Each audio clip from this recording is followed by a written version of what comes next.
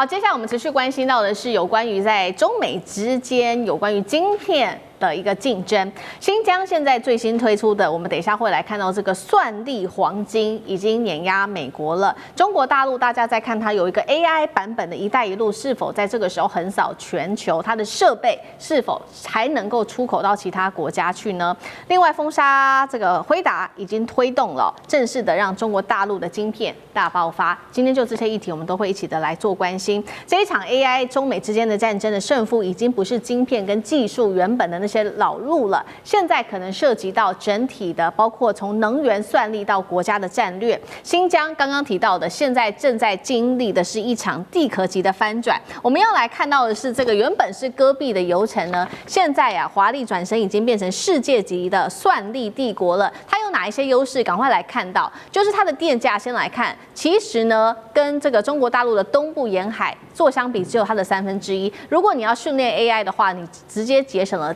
将近达到70%的电力的电费。好，再来看呢，确实新疆这边气候比较干冷，所以也适合这些大数据中心来做运行。所以包括了多家的科技大厂，华为、阿里跟腾讯都已经进驻在当地了。现在在 AI 的资料中心也达到了39个，而且它这边的地理位置非常的好，直通中亚5国、俄罗斯，还有中欧班列这边可以直接到欧洲国家去，能源、商品、技术都很容易输出。现在黄仁勋他就非常紧张了，他也承认未来限制 AI 的发展已经不再是我们想的晶片了啊，是电力。所以我们今天要特别来讨论的就是电力，尤其在新疆这个地区，能够成为中国大陆超级算力的心脏吗？接下来中美 AI 的胜负真的吗？会如黄仁勋他刚刚讲的，不再是晶片，而是能源，而是算力吗？厉将军怎么看？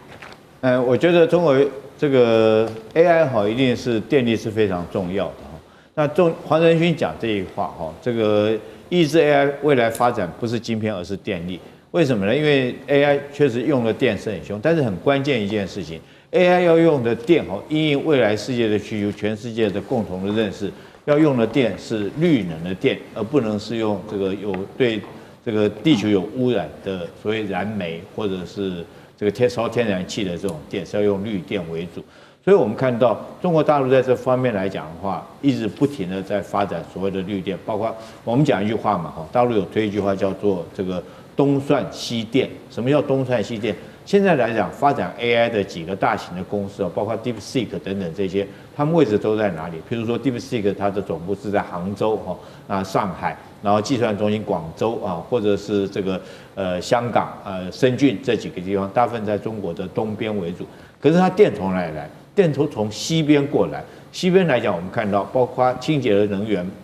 不是清洁能源，我讲的是绿能绿能包括什么？就是太阳能在新疆很多的太阳能发电厂，还有很多风力的发电厂，甚至于在西藏那边，我们看到它即将要新盖全世界最大的一个水力发电厂，还有长江三峡像这些电力来讲，都可以供应未来的 AI 晶片所计算所需要所用，而且它的伺服器可以设置在这些地方。好，那我们讲说美国呢？美国有没有电？它当然有电，怎么会没有电？那美国用了电，由于川普他一直强调，他还是要用石油来发电，用天然气来发电，因为他认为说这个东西对我美国来讲经济发展很重要，所以他说是绿电都是在骗人的。对。但是他们美国现在来讲，会用一种取巧的名词了它因为需要大量的电力，大概很多大型的这种 AI 中心来讲，公司来讲，他们用的是核电，他们自己在盖核电，可是他不敢讲核电是绿电，他讲的是什么？是说清洁能源那确实是清洁能源啦对，但是你未来如果说一个国家要长期发展来讲，要长期发展 AI 的这种来讲的话，我觉得这个绿电是避免不了，绿电是最安全也对环保，也对节能的。所以我认为说是黄仁勋讲的没错这个东算西电是中国现在正在规划做一个全班大局的规划。好，东算西电，这个是未来中国大陆在发展 AI 很重要的一个制胜关键。不是只是黄仁勋说，我们来看到几位大咖也是这样说。包括了黄崇信，他说什么呢？他是阿里巴巴的黄崇信，他列出了大陆的4项优势，他也是有跟黄仁勋一样，都有提到能源。那他也讲到了大陆的优势，还有资料中心的建设成本、人才跟开源。那黄仁勋除了刚刚我说到特别提到的能能源之外，他也强调了大陆的优势，还有晶片、基础设施、AI 模型跟它的应用。两位大佬针对大陆的优势，杨老师如何解读？可不可以说大陆已经掌握了这场 AI 的主导权？我觉得黄文兴讲的5层蛋糕哈，看他讲的是能源、晶片，然后基础建设、AI 模型和相关的应用，以及就是这个就这5个 AI 模型看它应用的层面就很广了哈，软体的应用以及各个层业的商业的应用。那在这里面到底我们现在美国现在目前占的哪些优势呢？晶片、AI 模型。晶片也许现在我觉得其实还是6成到7成的领先，但因为晶片，你看像华为自己的升腾的910C，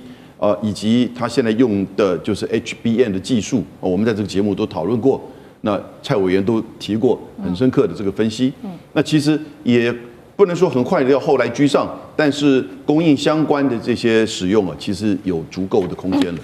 那在 AI 模型这个层面呢，我们就看到美国在发展很多这种大模型，可是呢，它都是比较是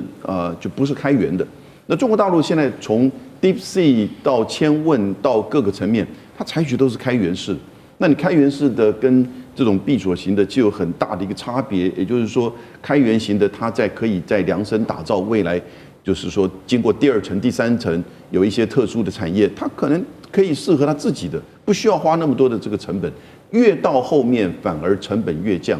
那因此，中国大陆呢，正如蔡崇信阿里巴巴曾经做过董事长的，他就说过，中国在 AI 有4个优势：能源、资料中心、建设成本、人才资源跟开源策略。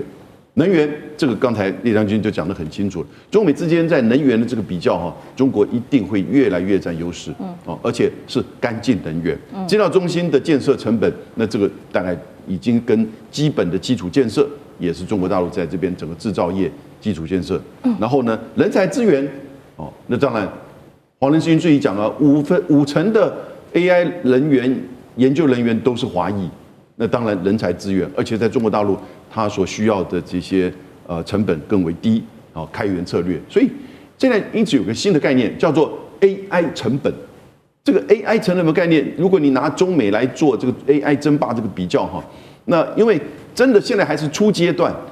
大家就比这个晶片然后比这个刚开始谁投的金钱比较多，所以媒体上给予大家的感觉就是哇，多少人孙正义投了多少钱，然后呢黄仁勋又投了多少钱，这个 OpenAI 募资多少，就觉得说好像他已经跑得好前面了，结果呢发现呢他只在做晶片，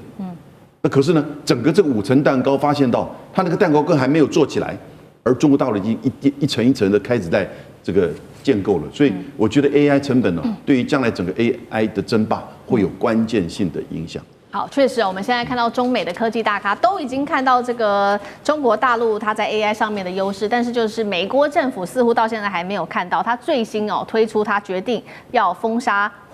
辉达的一个法案。他说了，未来30个月，一切先进的 AI 晶片全面禁止出口到大陆。当然了，这个黄仁勋就很急了，他跑到华府去立刻见川普，告诉他说，因为他知道说，就算是 H200，大陆都不见得会购买，因为 AI 在中国大陆它的晶片正在快速的产能暴增当中，其中寒武纪科技目标2026产量3倍以上，那么中国大陆的晶片性能也是 H20的4倍以上了。张将军又怎么看？中国大陆不管在晶片产能或者效能全面提升之下，还需要辉达吗？我认为非常短期，它还需要，因为需要的话，它能够让它的整个的 AI 化更快。那长期的话，这不需要，长期不要，因为我们知道中国大陆是以3步走，你要注意到中国大陆的策略是很明确的。第一个，我们看你看大疆无人机，它在全球的市占率达到70%，所有全球任何一个做 UAV 的无人机的，通通打不过中国大陆，没有办法。这个大疆无人机在中国大陆市占率是达到90%，全世界市占率是70%。那在美国市占率多少？在美国市占率如果是消费型的，它占90%，也占90%。你看那多可怕！美国 UAV 你做一架亏一架，那买中国大陆快啊，便宜啊。第二个，你看新能源车，中国大陆新能源车的自己的市占率占76%，占全世界的新能源车、电动车，它占了64%，三分之二是中国大陆做的。你看，大家没办法跟它比啊。第三个，铁道工程的话，48000公里，现在在营运的已经开始在跑的46000公里，占全世界的70%。你全世界的铁路，中国大陆一个国家占70%，那怎么会这个样子呢？都是中国大陆的领袖。